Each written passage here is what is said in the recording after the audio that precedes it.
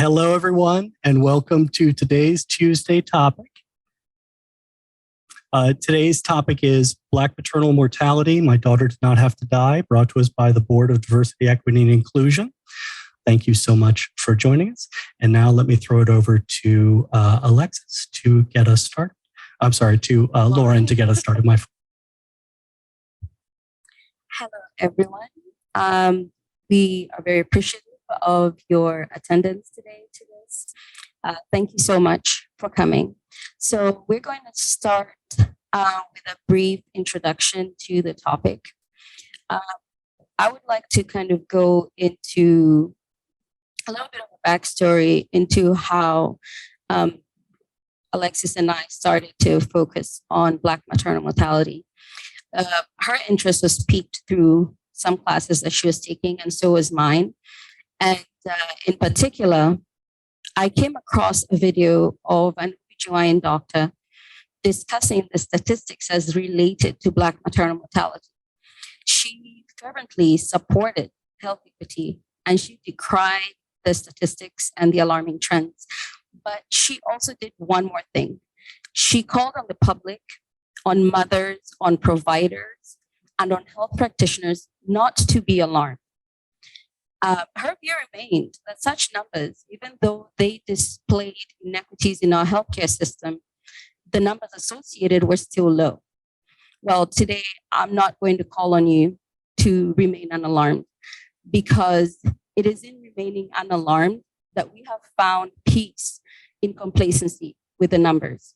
It is in remaining unalarmed that we find solace in discussion and debate, and we limit our interventions, and we do not venture beyond what was prescribed in the past.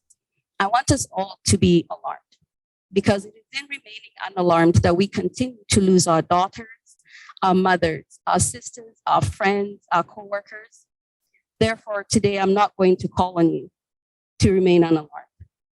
We have been unalarmed for way too long, and it has limited how much work we want to put forward. It has limited how much effort we want to put forward. It has limited our moral agency. It has limited our thinking on the matter. It has limited our language on the matter.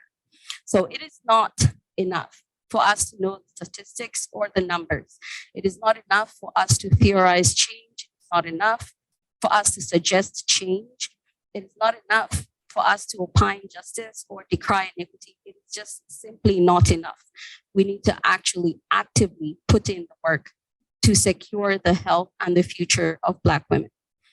Today, we are joined by our panelists, Dr. Gibenji Gitahi. He is the current Health Africa AMREF Global CEO.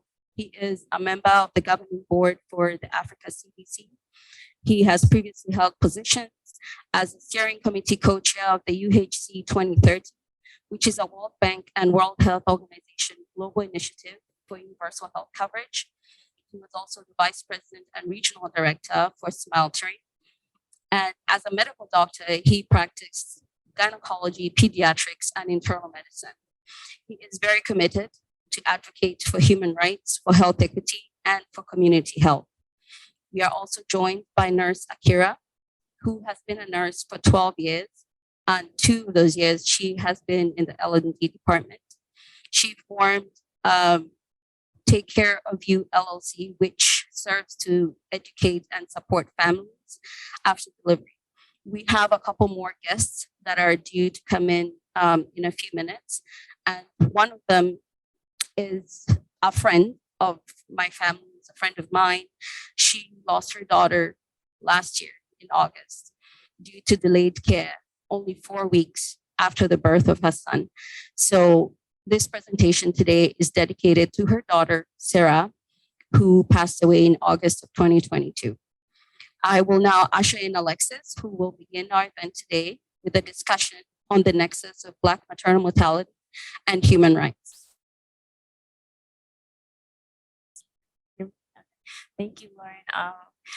I'm Alexis. It's nice that you guys are all here, and I appreciate you guys being here today. So I'm just going to be giving like brief history and just more about the statistics for Black maternal mortality, specifically in the U.S. So as many of you may know, some of you may not know, we Black women disproportionately amount for the maternal mortality death rates in the U.S. According to the CDC, Black women in the U.S. are about 4 times more likely to die from maternal-related complications than their white counterparts.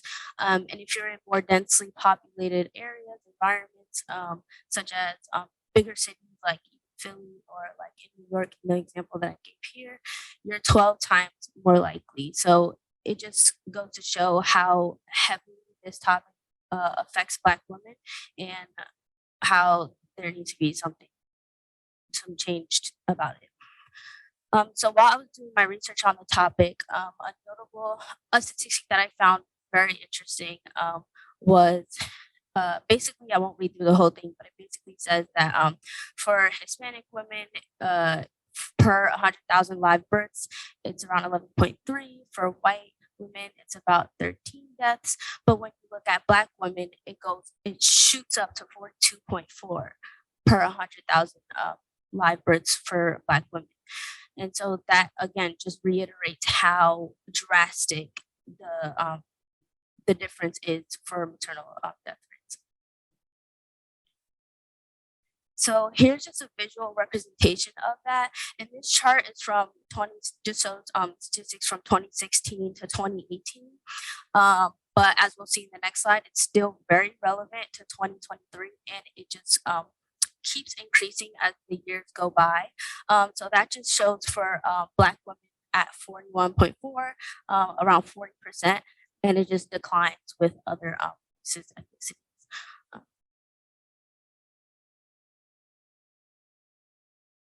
So this just shows, again, this is from per 100,000 births from 2018 to 2021. You see for 2021, it's a dark bar, and that's at 68.9 as of 2021. So, and these numbers are just gonna keep increasing in 2023 now. I'm pretty sure it's way higher than that as well, considering the trend that we're going at.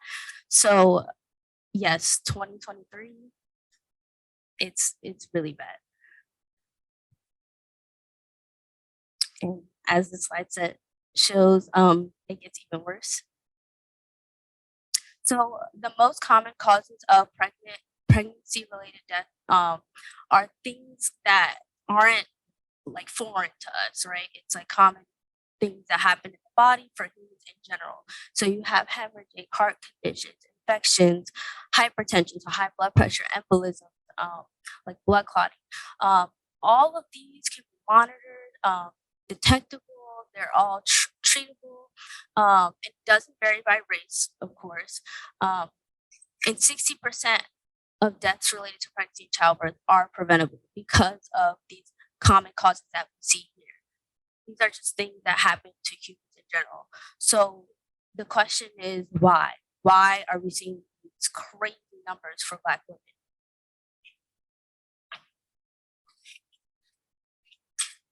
So the answer is really multifaceted. There isn't just one straightforward answer.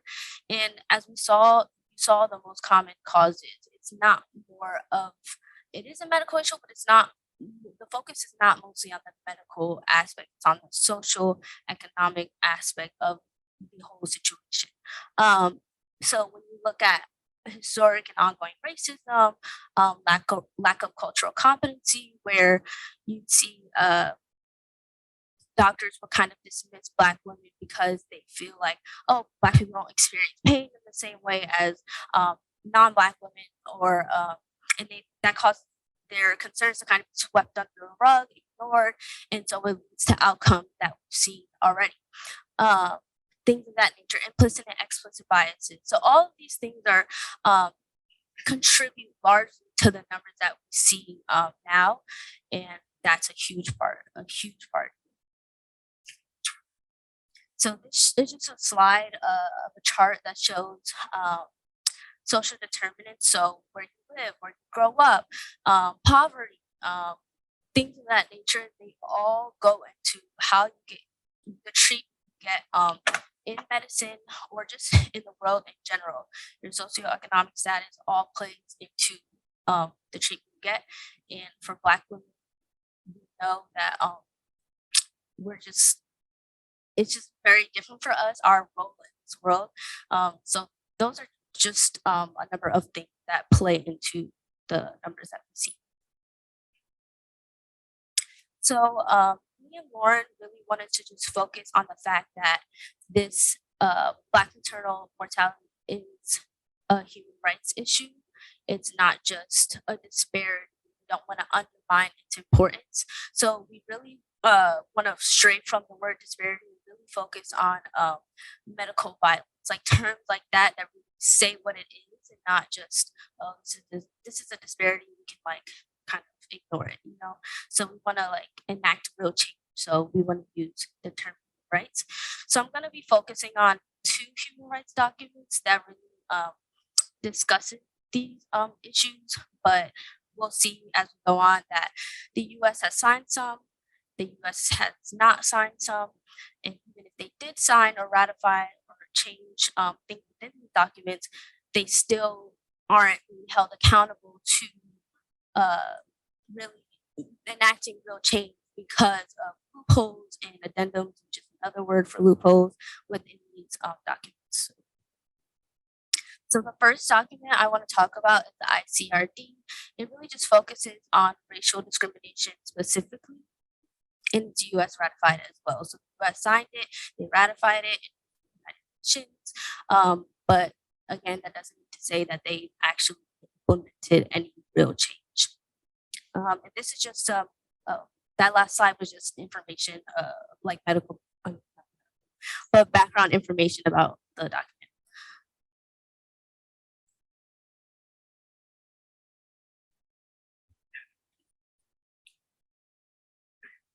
Okay, so the first article, I'm just gonna briefly go through the articles because I don't want to take up too much time, but the highlighted and underlined portions just really show how like it says verbatim when you're talking about amending or changing any of the laws that perpetuate racial discrimination. We don't really see that in our system, so that's one that kind of the tenets within the documents are violated because you see the numbers are just keep going up and no real change.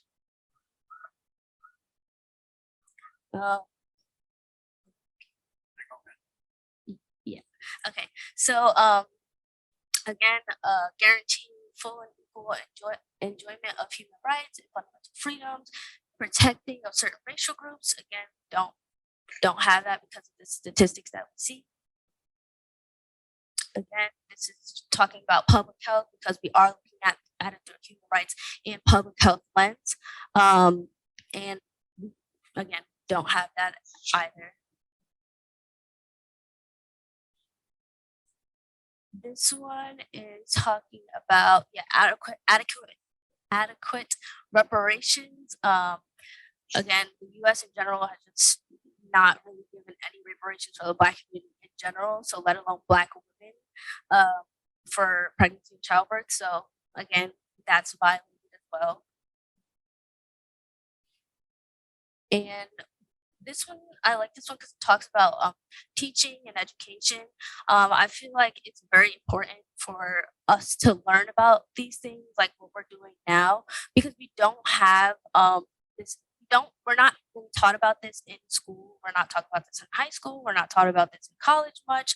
Minus like the classes that I've learned them from here at Drexel, but without education and without knowing for ourselves how to advocate for ourselves, like situations where we may need to in medicine, without that knowledge, you can't really do anything for yourself. So I feel like the teaching and education part is really important. So the next document, and this is the last document I'll also be talking about, is CEDAW, where it specifically talks about protection again for women, and this is not U.S. ratified. So again, if the U.S. already didn't kind of abide by the document that they did ratify and sign and said, you know what, we're going to implement this into law in our policy, they didn't even ratify this one. You see this in our government now with everything about abortion and the whole nine, but we don't protect women. So we'll just see again how these are violated over and over and over again. That's just some background knowledge about when it was introduced. So this is talking about, again, educational information about health of families. Again, we don't have that. See the statistics continue to rise.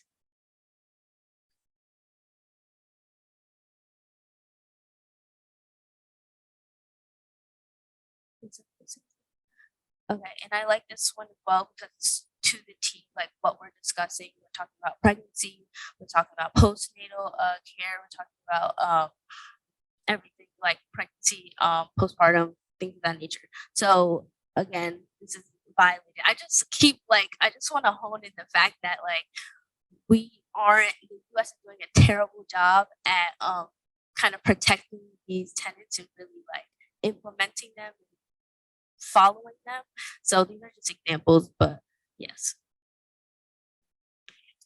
So again, I said we're looking at this through a human rights lens and a public health lens. This is just a chart that public health, it's a 2x2 table where it looks at the human right quality and the public health quality.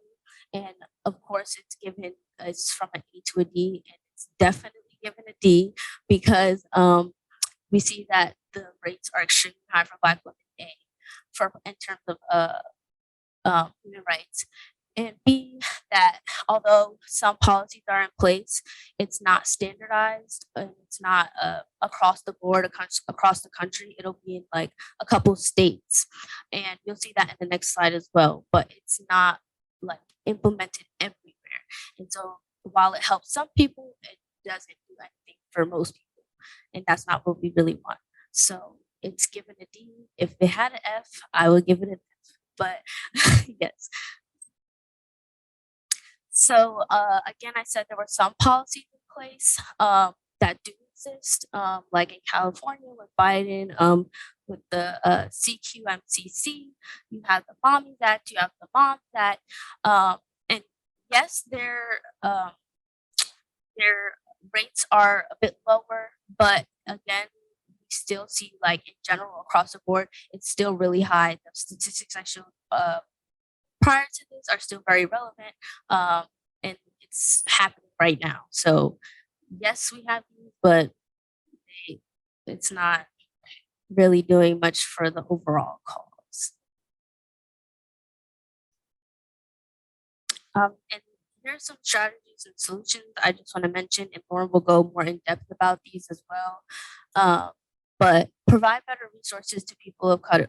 You know, we already have there's social inequality. We don't have a good access to medical care and things of that nature already for Black women. So to do that, that's a whole conversation for another time. We go more in depth into that. And then train healthcare providers on the following: maternal health violence that exists in medicine and in their workplace. You have to acknowledge it in order to even move forward and try to enact change. So that's one solution. Another is just better communication with patients and mutual decision making. Don't want to kind of sweep them under the rug when they say, I know my body, this is wrong, you need to help me. Don't just sweep them under the rug. There's a reason why they're saying that. So just better policies in terms of communication in that way. And practice of cultural competency. You want to listen and empathize with the struggles and backgrounds of your patients for quality care, and specifically for minoritized groups. So yeah, cultural competency is a huge thing, and just understanding background, understanding where you come from, understanding why you make this amount of money opposed to someone else of a different race or different background. So yeah. And this is just a quote I want to basically conclude on about this topic, and it kind of segues into Lauren's topic, not topic, but her presentation as well.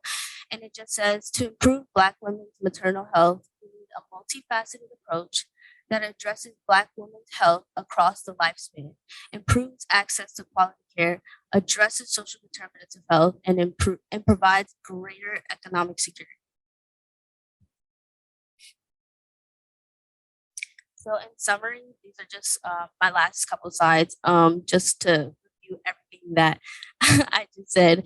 But basically, we know that Black women are disproportionately amount for the maternal mortality rates in this country. We know that social determinants and other socioeconomic factors contribute to this as well, and that it violates human rights documents that we talked about, two major ones.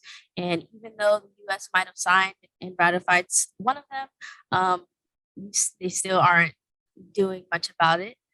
And it gets a D grade on the 2x2 table of human rights and public health. And again, like I said, if there was an F, I would give it an F. But yes. Thank you for my short presentation, and I hope you gained some education from that. And those are just some important statistics that I think were really helpful for Lauren's presentation. Hello, I hope everyone can hear me.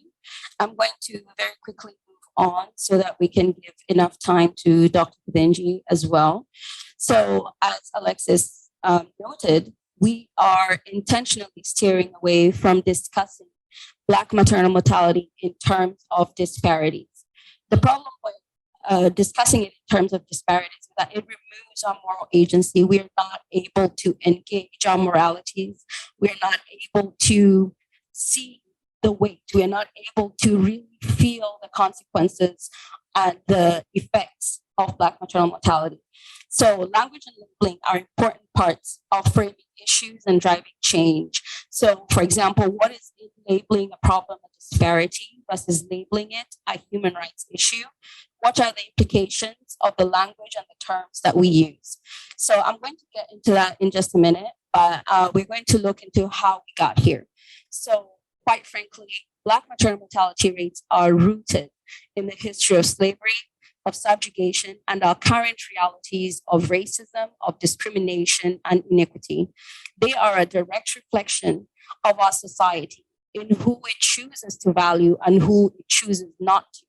They are a continuation of a historical disregard of the Black woman, of her experiences, of her pain, of her humanity. So the Black woman's humanity has been challenged throughout history.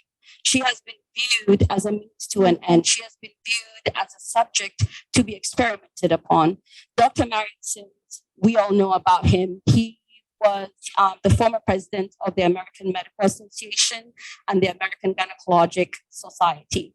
He is widely noted to have operated and experimented on Black women without their consent, without anesthesia, operating on the assumption that Black people felt no pain or they had some protective mechanism against pain. His practice, though, was not limited to the surgical experimentation that he did on Black women. He also treated slaves.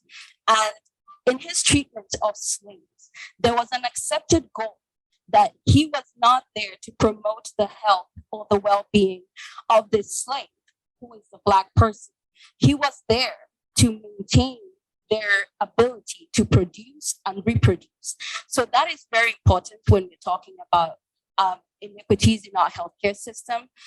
Is our healthcare system geared towards promoting well-being, promoting health, or is it geared to just sick care?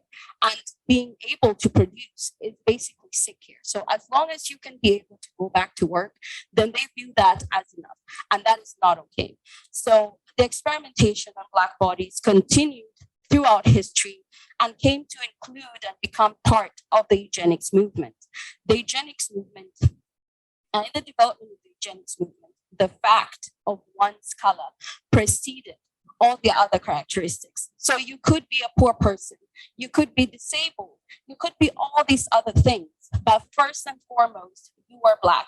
And by virtue of being Black, you are judged of not worthy of life, of polluting in society. So color became the greatest defining characteristic upon which a person was judged worthy of life or not. The Black body, through slavery and eugenics, was then subjected to the scientific gaze, and that continued into what we saw with Tuskegee, the syphilis experimentation of Black men. And basically what that does, it robs Black people of moral ownership of their bodies, of the integrity of personhood, both moral and natural. The Black person, through slavery and up to now, remains a means to an end. And we need to change that, because the person has integrity in their personhood. They have the inherent dignities, and they should not be a means to an end. So this is further demonstrated by Henrietta Lacks' story. She was a Black woman whose cancerous cells were harvested without her consent, and they became one of the foremost medical discoveries of our time. They contributed to the income of countless institutions, despite the protests of her family, despite the legal suits that her family filed. And this turned her body into a transactional item. It turned her body parts into a transactional item. I was reading a research article that spoke on how many of her cells have been utilized through history. 50 million metric tons of her cells. Her cells have spent more time outside of her body than they did spend inside her. And somehow, between the time that her children found out that her cells were being experimented on, their medical records were also released, in addition to her medical records, to the newspapers. So I want to really, really impress upon you the fact that being reduced to a transactional item, that's what promotes this. It didn't stop after slavery. It just continued in a different light. So we're really going to go into why do we continue to face these challenges.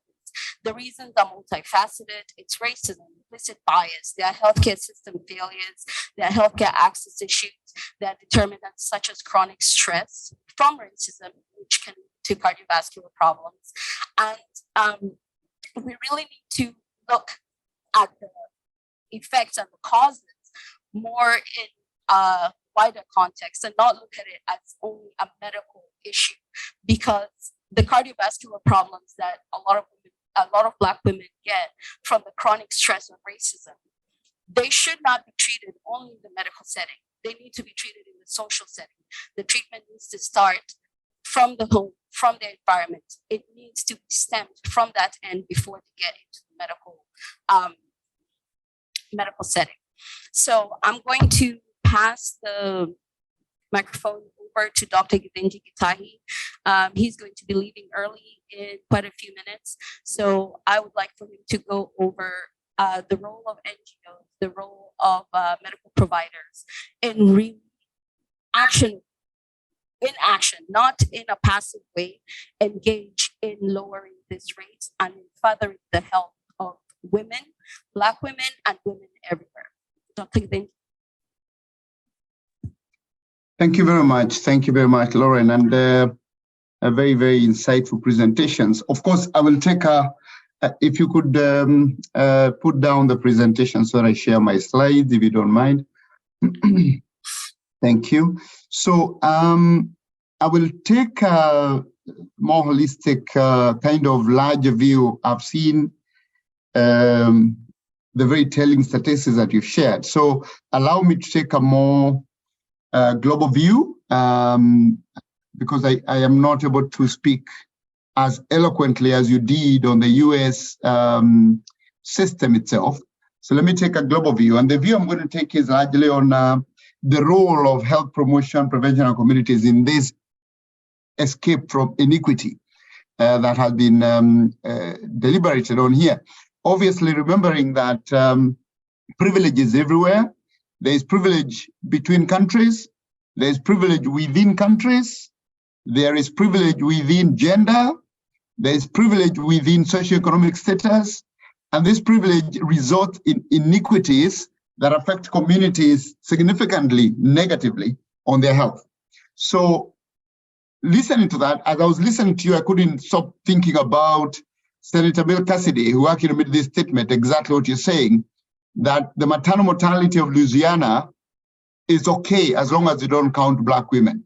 That's on record. So we'll not go much on that. And then to look at now when you move out of the US and you move globally, you can tell that the distinction of the survival rates or the ability of a woman to survive when she's actually bringing forth life are very different. And you can see that the African continent remains, and of course, the African continent, as you know, is obviously the continent with the highest number of Black people. So you know that this inequity continues, this kind of privilege gradient continues, and you can now see in this continent, the maternal mortality ranges between 250 all the way to 2,500, depending on the country you're talking to, per 100,000.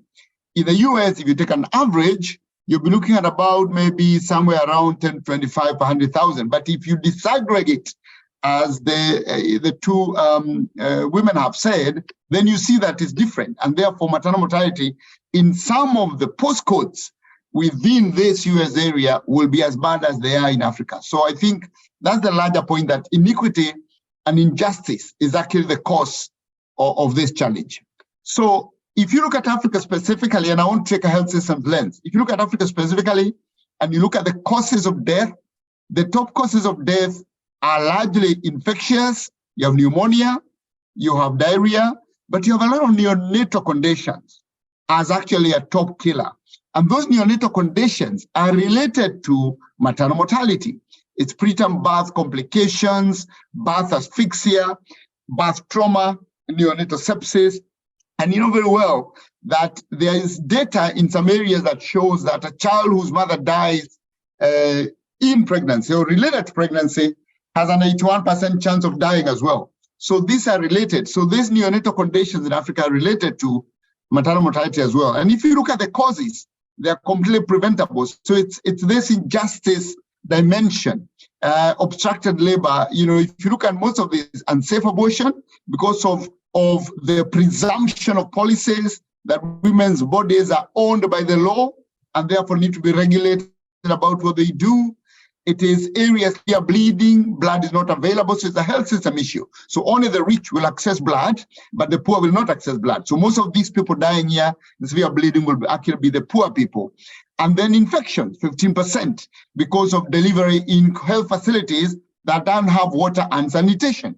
Again, that's a poverty issue, discrimination issue, it's a social justice issue. So you can see the theme that is being talked about here flowing through all these places. But what we need to do, we need to ensure equity in access, and this is the concept of universal health coverage. That equity is not about, universal health coverage is not about how much money you spend.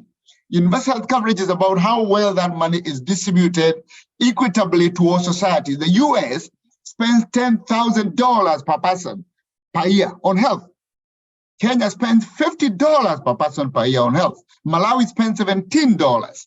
You know, if the US spends $10,000, you'd expect that the health outcomes of everybody would be equitably superior, but they are not because of discrimination. So we are talking about ensuring equity in whatever resources are available, wherever you are, ensuring that you are offering optimal outcomes, not just focusing on excellence. So you might find in some of the areas in the US and also the high-income countries in Africa, you have very high-end care with monitors that are highly supervised, highly engineered.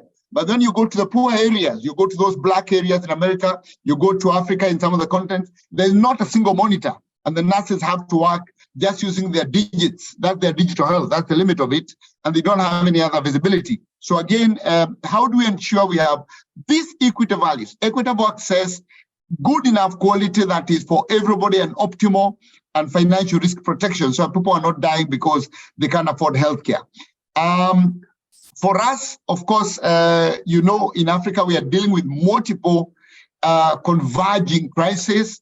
We have, of course, the ongoing endemic diseases, HIV, TB, and malaria, that also affect women in disproportionately. You know now for HIV, it's the young girls between 15 to 24 that are leading in new infections. Why? Because of neglect, because of gender-based violence, because of transactional sex. It's all these things which are being talked about here that have to do with intersectionality. And then, of course, we have a rising issue of non-communicable diseases, maternal and neonatal conditions, which have demonstrated, and now we have emerging diseases like COVID, Ebola, Marburg, and other infections. All these come to make the health system poorer and weaker to take care of mothers and their children. And now we have climate crisis and conflict, which all affect how we deliver services to women and children in the facilities. So I think the proposal here for us is, how do we ensure that we actually start to build our communities with their knowledge, their literacy, so that they can take care of themselves, so that they're aware of their rights, they demand their rights, and they demand their justice. And this is the top-down model, where we are saying that actually health is a right, not health care. Health care is a right as well, but health of the individual is the first right. Health care is the second right. And health means having all the conditions that provide health, removing all the barriers that we like to call structural violence, improving security where women live, increasing passage to care, access to health services, financial removal of financial barriers. All these things should happen in the health side, and that is the first right, really. And then after that, if there are any challenges, then of course the health system must be able to take care of those challenges and return the people to health. But the first right is health, which is all those intersectional issues, structural violence issues, barriers that occur and lead women and young girls to these challenges we are discussing here. And that can be achieved through an equitable primary health system that is three-legged, as we say, one side, multi-sectoral action and policy, all systems together, education sector coming together, the legal constitutional sector coming together to protect women. We are looking at the road system, security, all this coming together. And secondly, ensuring that we have empowered people and communities, education of women and girls that are responsive to people's needs. And finally, ensuring that the primary care system is actually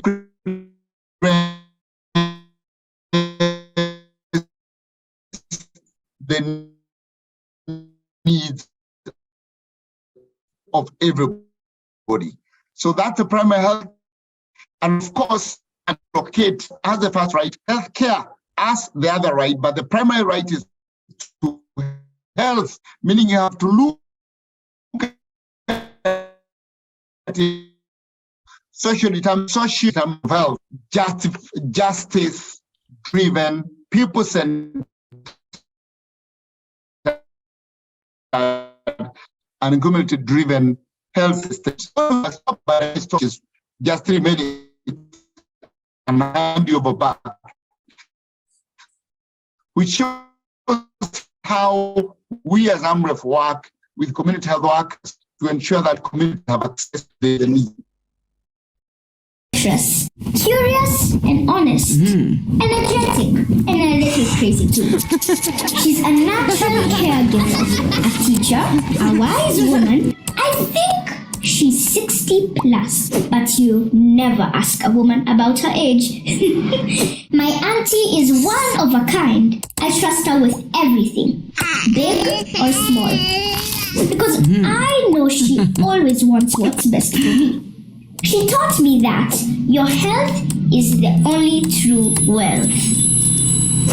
Her bigger dream? Making sure everyone can live.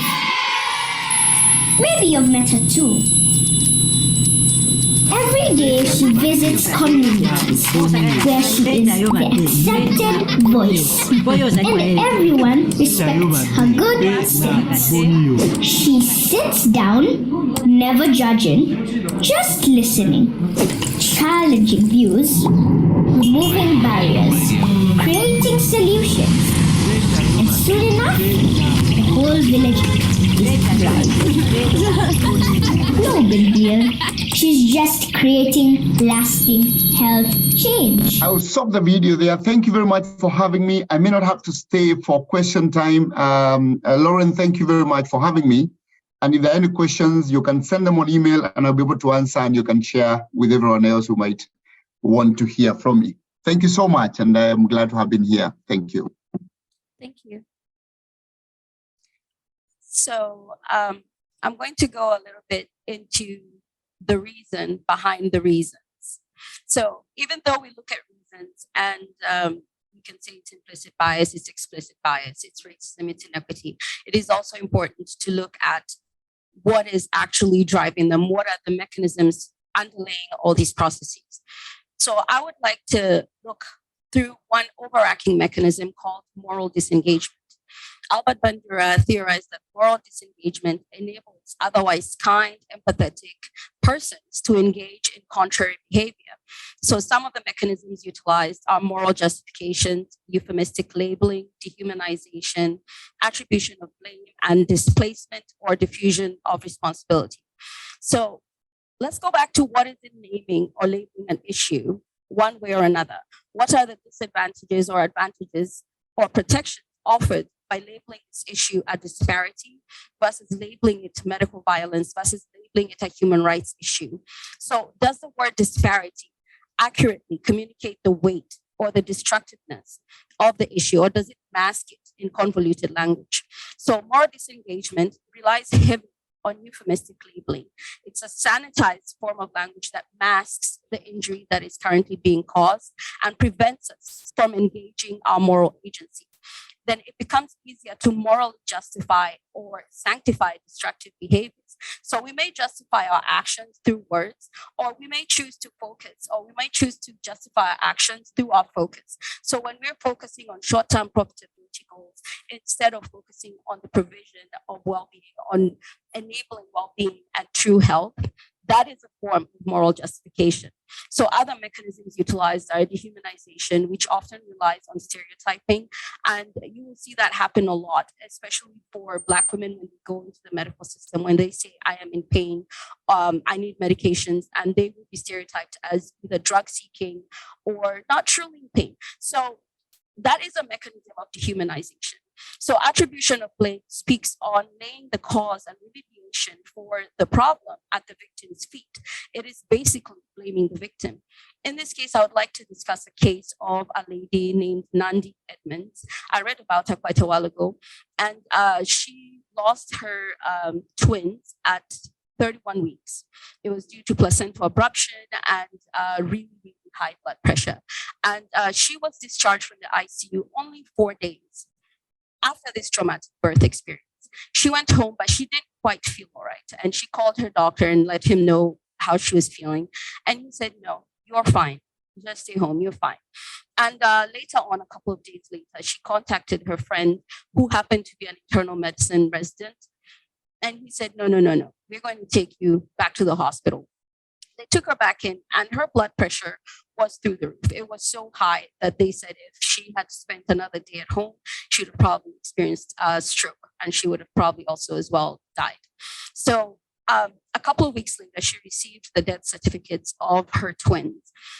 And in her death certificate, they listed her as unmarried, having less than an 8th grade education, and also listed her as having not attended all her prenatal visits. None of this is true. She was attending a very prestigious university, undertaking her doctoral degree. She was married for more than 10 years. She had attended all her prenatal visits, and in fact had attended even more when she was complaining that she wasn't feeling okay before the placental abruption. So that is really attributing blame to her via stereotypes. So you're taking these stereotypes and you're using them to basically say, well, we didn't do anything wrong to cause the death of your children. We didn't do anything wrong to cause your pain or your suffering. Actually, this is your fault. This is on you.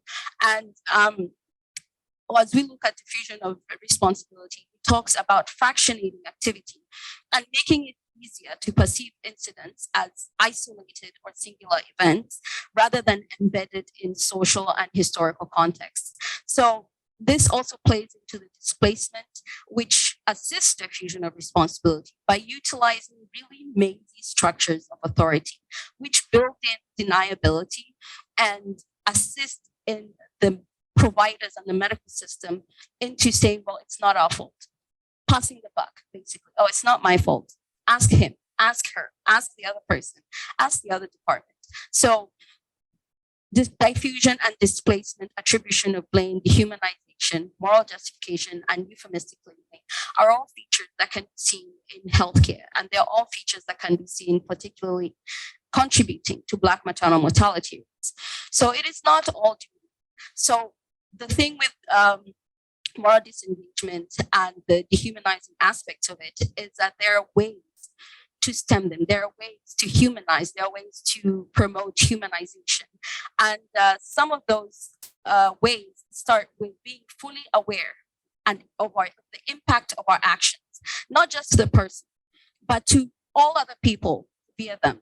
So when we look at the death of a woman, we shouldn't just look at it as the death of this woman. We should look at it as, what effects does it have to her family? What effect does it have to her community? How are they affected? It is destabilizing their communities. It is increasing their susceptibility to poverty, to poor physical and mental health. It reduces academic achievement for the children by accessing stress mechanisms. It reduces their social participation. And when we look at how destructive Black maternal mortality is, then we can really say that we really should not remain unalarmed, because we're not talking about the effects as related to one person. We're talking about the effects as related to this person and all other people around them. How are you affecting the rest of the people that are around her? How are you affecting her family, her community?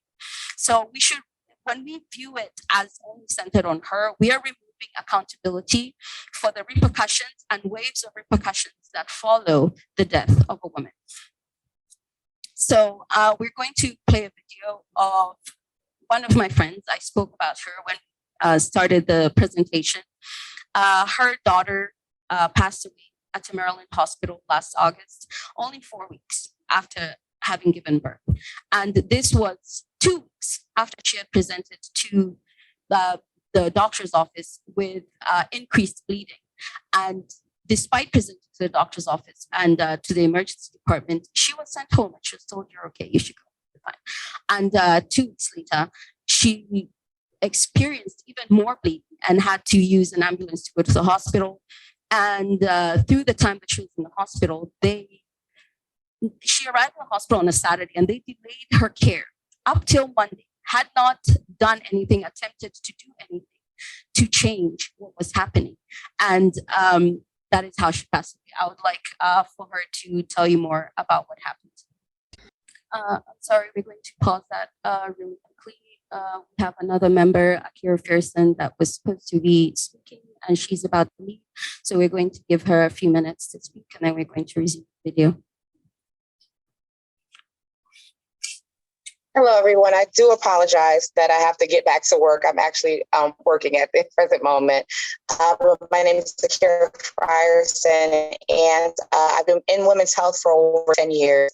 And the last 2 years has been with labor and delivery.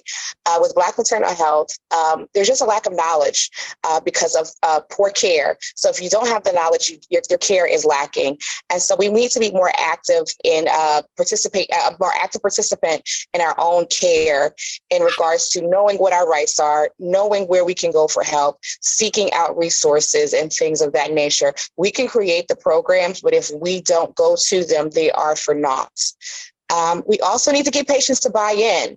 Why their health education is very important. We need to let them know that it's not just one more thing or another, but it's more so you need to know for yourself to protect your rights as well as the rights of your unborn child. Black women, absolutely, as we have been told numerous times, are more likely to die during childbirth than any other races. I believe a portion of it is more about genetic makeup and how our bodies as African American women respond to pregnancy and delivery. It's not a one size fit all situation. So what's good for me may not be good for someone else, and we just have to go by case situation. Whereas in the past, labor and delivery has just been a one size fits all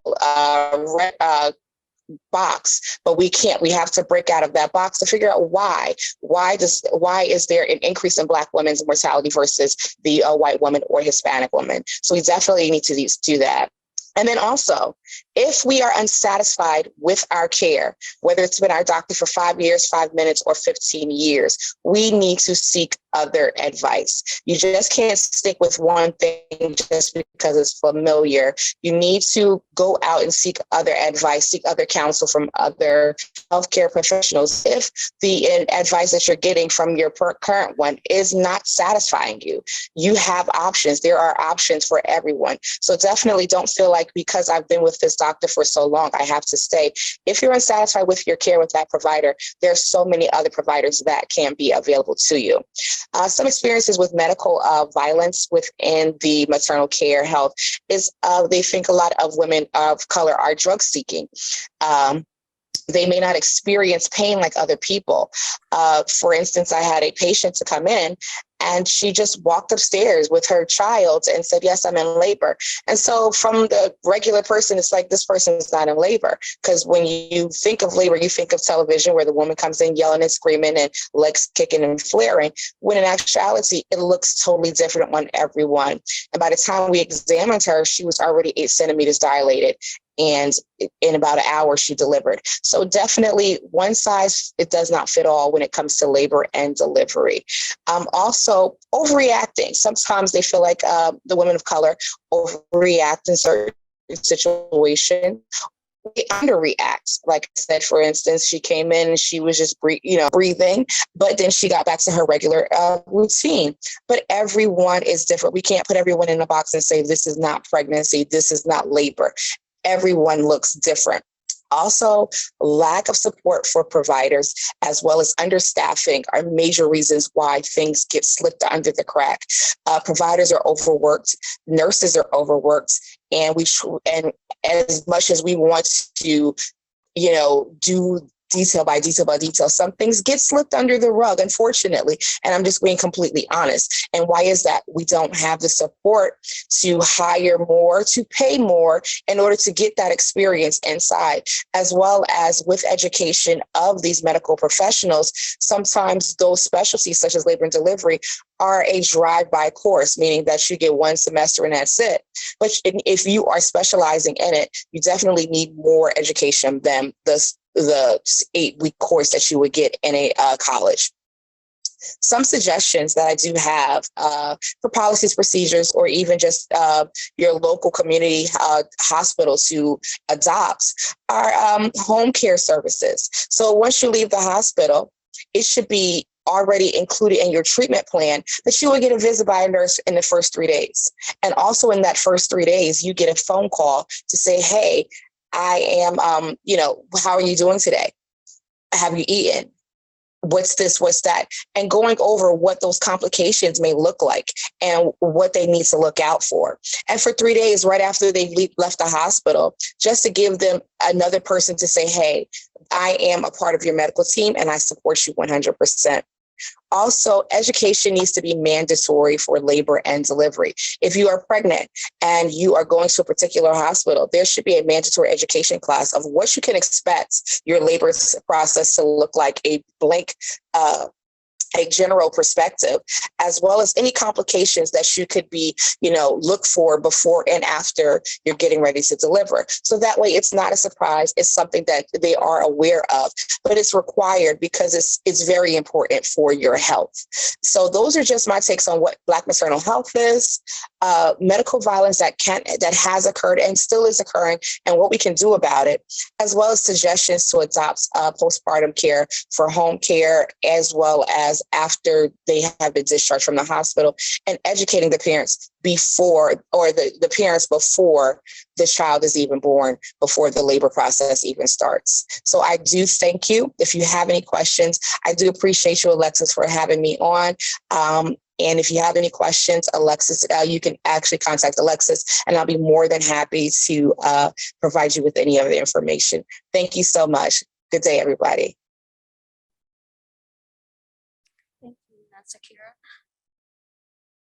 We are quite short on time. So we're going to play the video, although the video is going to put us beyond 1 hour. Okay, so we're going to play the video and we're going to get into the last part of the presentation.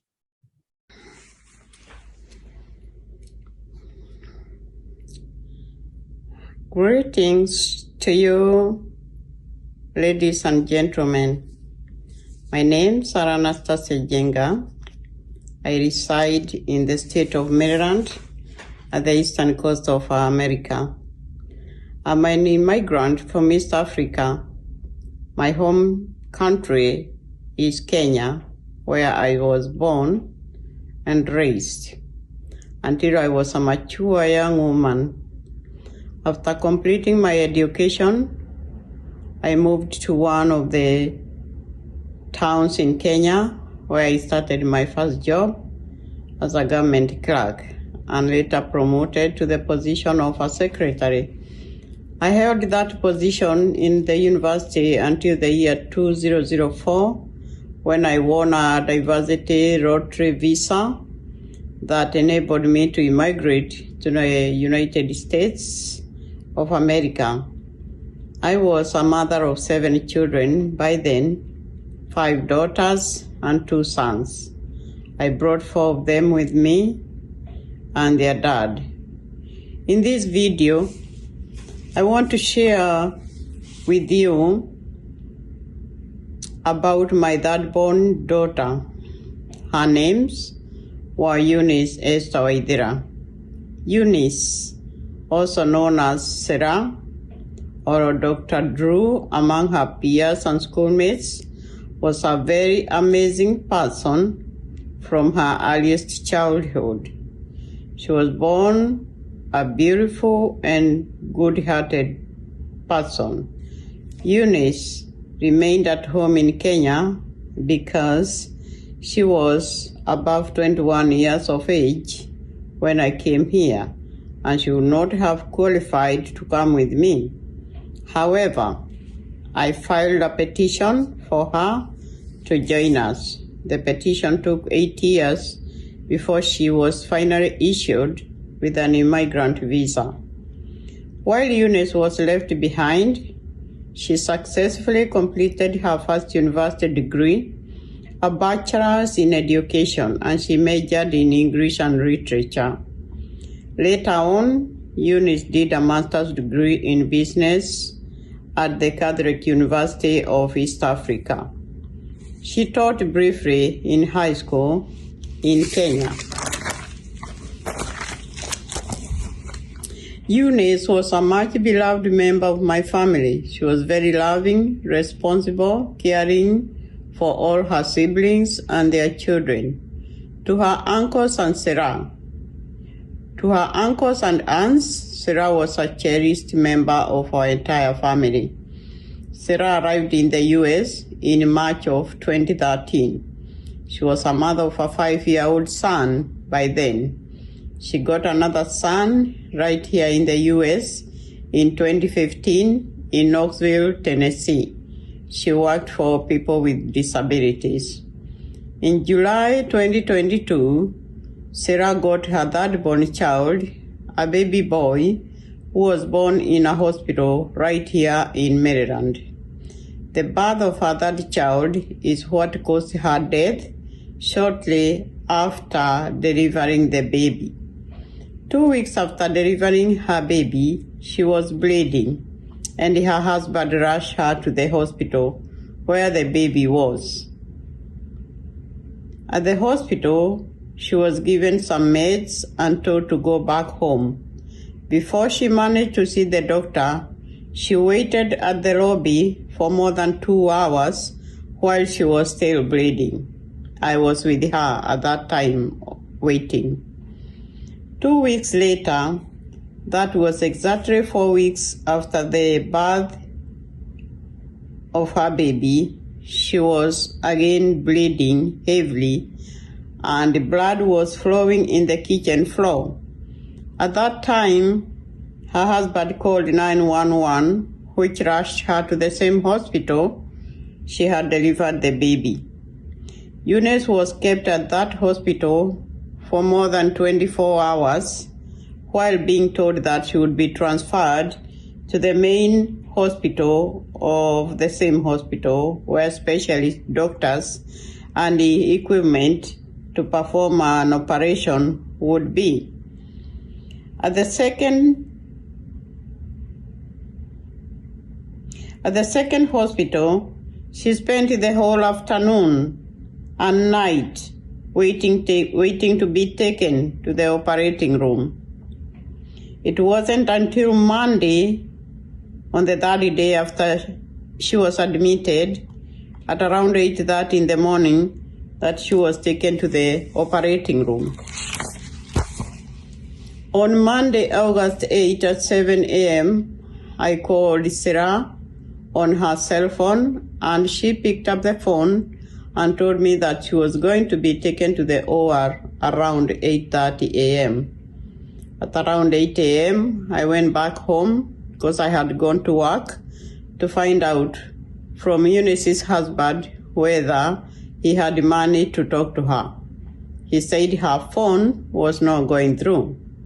I had saved the telephone number. So she was not able to record the rest of it, but she did write it down. So I'm going to read the rest of it out. So she had saved the telephone number for the hospital. And that morning of her surgery, she called later on at about 11 a.m. She called and asked to speak to the patient in the room, because when they called her cell phone number, she did not pick up. So she called the hospital phone. When she asked to speak to the patient, the phone was instead disconnected. She called the second time and asked again, may I speak to the patient in the room? And the phone was for a second time disconnected. And when she called the third time is when she was able to get in touch with a nurse who told her, oh no, you can't talk to her right now. We are going to be taking her back to the OR. So she asked me, I come and see her. And they said, no, don't come. We're giving her medications and we're going to be taking her back to the OR. A couple hours later, at about 3 p.m., they were given a call, and her husband was given a call and notified that she was in critical condition and that they were both to present themselves to the hospital to see her. When the mother arrived at the hospital, Sarah had already passed away. When the husband arrived at the hospital, because he arrived before the mother, they were still attempting CPR, but they basically told him, oh, we've been doing CPR for 20 minutes, but it's basically hopeless. It's hopeless. We can't do anything. So one of the things that really pained her was that the mother asked to speak to the doctor that was attending to her daughter. And she was told, no, you cannot speak to him. He is too busy. So not only did they delay her care, they did not have it in them to talk to the mother after her demise. They did not view her mother as important in her care or in her life or in her demise. And they did not want to speak either to her or her husband. So she was very pained by that. And she says that the loss of her daughter was the most devastating thing to ever happen to their family. Her children were left without the mother's care, the mother's love, and they feel it every day. Eunice was determined to also take care of her mother. It is a tradition in African countries to take care of her mother in her old age. And that was why she had moved from Tennessee to come back to Maryland. And she really feels that loss, because this was the daughter that was taking care of her on a day-to-day basis. So her death greatly affected her family, her children, her husband, her mother, her siblings, and for them, life will never be the same again. So that goes into what I was talking about. When we talk about the death or the demise of a woman, we should not talk about it only in terms of the loss of that person. We should talk about the loss that the whole family, that the whole community experiences. So some of the responses that we were talking about, the general underlying theme of the responses were going to be active and early engagement. So I may perhaps go more into the responses that I had outlined in a future presentation, but I'm just going to give a quick run through of them. Some of the strategies that I was looking at is being able to engage the community and engage them in advocacy efforts, empowering them and educating them early on so that they're able to demand their rights, so that they're able to say and realize that when something is wrong, they shouldn't doubt themselves, because there's always that element of doubt that when the woman feels something is wrong, or maybe my care is being delayed, a lot here, like Sarah did. They feel that doubt. Am I, is this correct? Am I really maybe reading too much into this? But the thing is, we can't really come back after the woman has passed on. There's no comeback from that. So we need to address it before that event.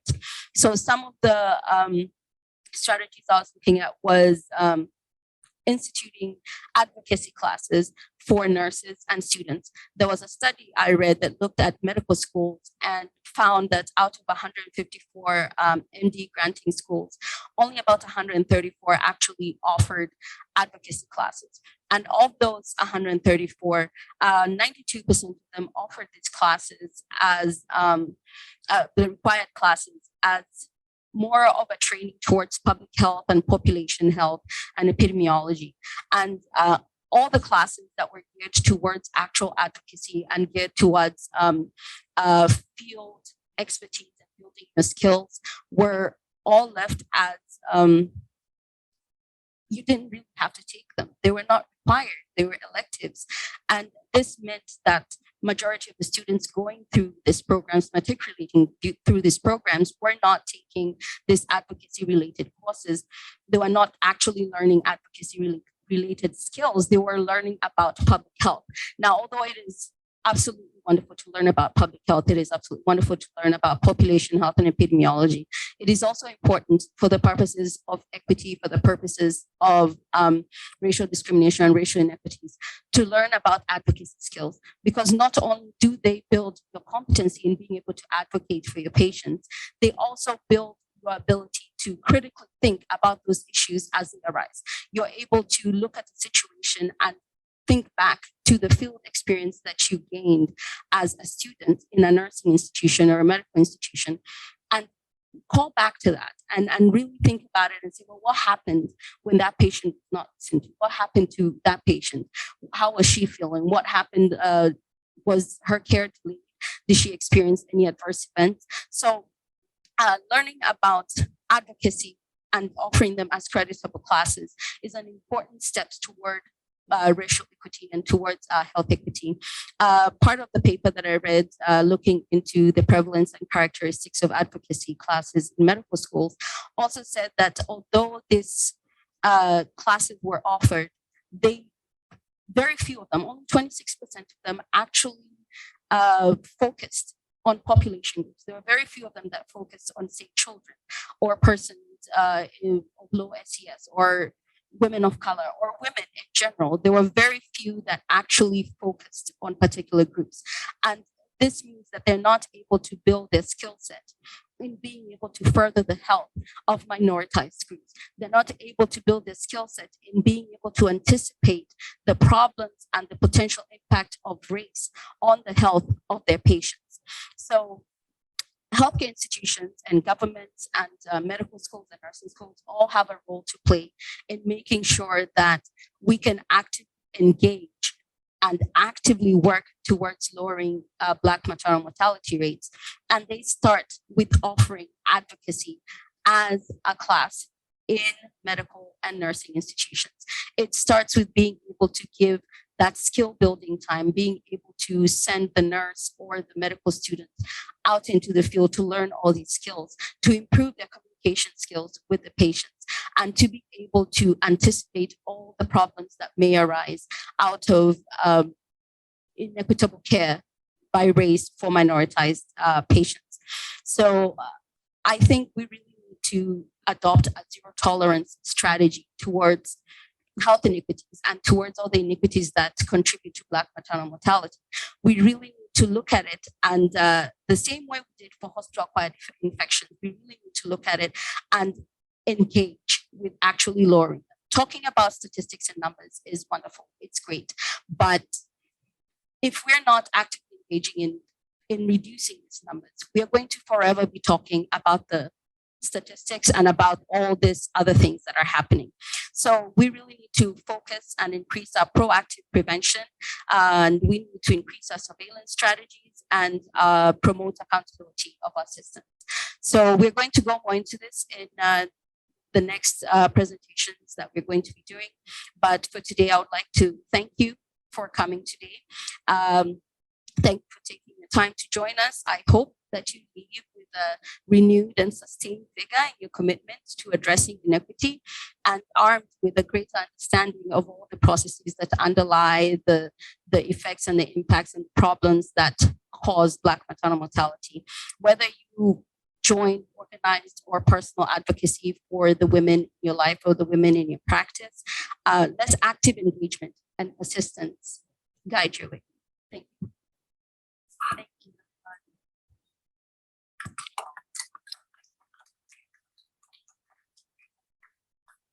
Does anyone have any questions for our panelists? And if anyone has questions, if you have any questions, because we are running short of time, please write them in the chat box, email them, and we'll be able to respond to each and every one of you and answer all your questions. Once again, I look forward to the next presentation where we'll really walk into the strategies and the response that we would like to see. Thank you.